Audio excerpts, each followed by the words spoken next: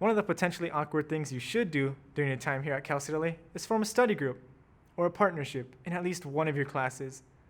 Study groups can be extremely helpful, especially in your math classes, and here's why. As you can see here, students who participate in study groups tend to do much better than those who do not. And that's because study groups allow you to work through your ideas with the team of your peers. But of course, there are other reasons why forming study groups can be beneficial to you. You can complete homework together, motivate one another, quiz and teach one another, and maybe even meet your significant other. But of course, be careful not to plagiarize each other's work. But how do I form a study group? I'm a little shy, and I've always worked on my own, so that seems pretty difficult.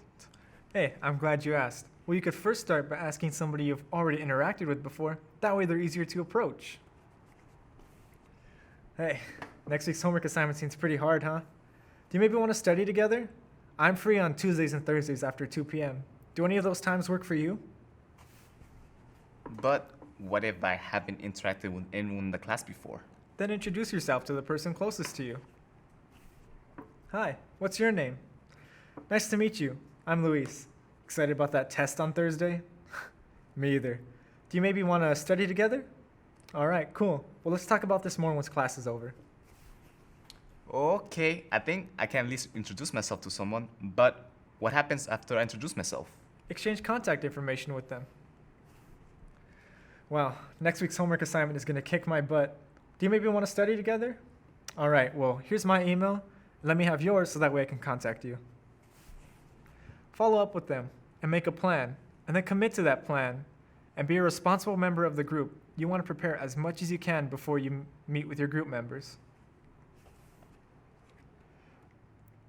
Hi, we still on for studying at 3 p.m. at Starbucks? I'll bring a copy of my practice test and make sure to look over my lecture notes.